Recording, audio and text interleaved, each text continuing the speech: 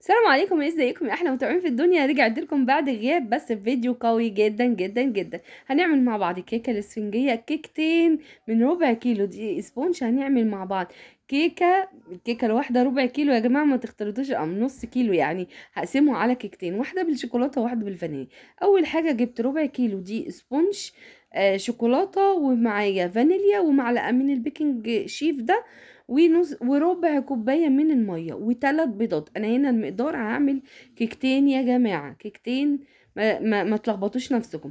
في الاول بكسر البيض وبحط عليه ربع كيلو دي اسبونج ومعلقه صغيره من البيكنج باودر، اللي هو الكيك شيف، اللي هو المحسن ده. يعني انا بحطه عشان لو الدقيق واخد رطوبه عند المحل بتاع المستلزمات الحلواني، الكلام من ده. وبحط ربع كوبايه من الميه، وبضرب بالمضرب كده ضرب مبرح لحد لما قوام الكيكه بيبقى شبه الكريمي كده بالظبط. انا هنا بدات باللي هي الفانيليا، وبدات ان انا افضل اضرب بالمضرب كده لحد ما هنلاقيها ابيضت قوي قوي وقوام تقيل جدا جدا، وبقت شكلها زي ما انتم شايفين كده.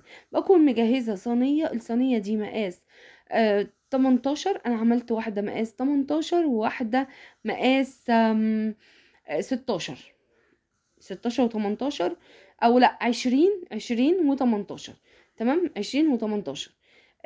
ال20 هي ارتفاع ما كانش عالي قوي، قسمتها على الثلاث طبقات، وال18 بتبقى عالية. ازاي عملنا بقى قلب من كيكة مدورة؟ انا عملتهم بالصواني اللي هي العالية بتاعة الكيك، وارجعوا الفيديوهات اللي قبل كده عشان تشوفوا شكل الصواني اللي انا بعمل فيها.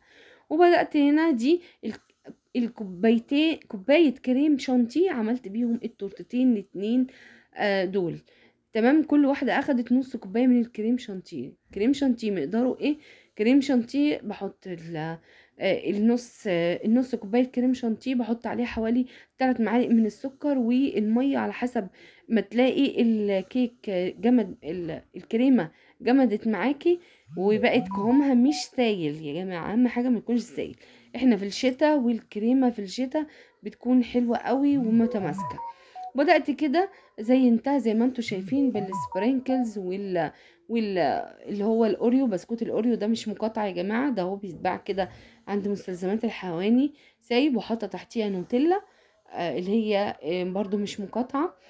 وبدأت اللي هي عندك بدايل كتير اللي مش مقاطعة، عندك سما، عندك ميكستيلا، انواع كتير جدا من الشوكولاتة السبريد جميلة جدا. والسبرينكلز اللي هو الصغير خالص ده برضو. كل الحاجات دي عند محلات مستلزمات الحلواني، وعملتها فور سيزون كده.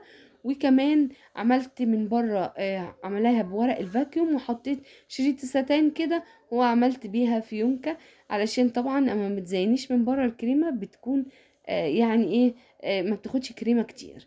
وبدأت بقى هنا دي ازاي تعملي قلب بقى من كيكة مدورة. هنزلها لكم في فيديو منفصل ازاي تقطعي الكيكة مدورة. لو ما عندكيش صينية قلب تقدري تعمليها من صينية مدورة عادي جدا. وبدأت ان انا عملت حرف زائد كده على الصينية الكيك، وبدأت ان انا من الحروف من تحت، وبدأت اقطع زي ما انتم شايفين من الجنب ده ومن الجنب التاني. تمام، من عند علامة الزائد. وبدأت الجزء اللي قطعته رحت حطيت عليه كريم شانتيه ولزقته فوق كده في كمة اللي هي ايه الدايرة. وبدأت ان انا اجلسها بالكريمة، واصبحت زي ما انتم شايفين على شكل قلب. وفي النص كده في جزء بقطعه كده مثلث علشان يديني شكل القلب. وكتبت عليها، انا كنت عاملاها بمناسبة عيد ميلاد جوزي، وهنا عملتها زي ما انتم شايفين بالكريمة، ولونتها باللون الاحمر على خفيف، فاداني لون كده بينك حلو. وكتبت عليها هابي بيرث داي بالكريم شانتيه، خفيته خالص خالص لحد ما بقى سايل، وحطيته في كيس وفتحته فتح صغننه وكتبت بيها. تمام. لو انت عندك اللي هي الشوكولاته السبريد اللي هي البيضه، تقدري برضو تحطي عليها زيت لحد ما تكون سايله، وتبداي تكتبي بيها برضو بتكون حلوه. وبدأت أعمل كده أشكال كده، رسومات قلوب كده. التزيين سهل وبسيط وحلو قوي قوي. أهم حاجة أنا بديكي أفكار وانتي نفذي وانطلقي. بجد أفكار حلوة وبسيطة وموفرة جدا جدا، والله يا جماعة موفرة. أنا ضد إن أنا أشتري أي كيك من بره، لأن الكيك في البيت موفر جدا. كوباية كريم شانتيه عملت كيكتين.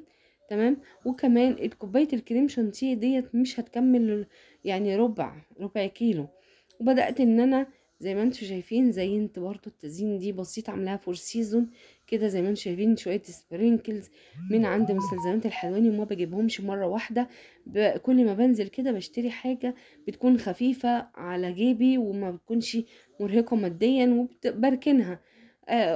كل ما انزل جنب المحل اجيب حاجه واحطها كده، ما بتاثرش معايا في الميزانيه، وفي نفس الوقت بتكون عندي في البيت بتشجعني ان انا اعمل حاجه ما احملش هم التزيين ولا ايه هحط ايه هزينها ازاي.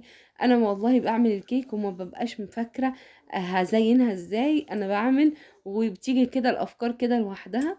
اتمنى ان انا الفيديو يكون بجد عجبكم واستفدتوا، والافكار تكون عجبتكم.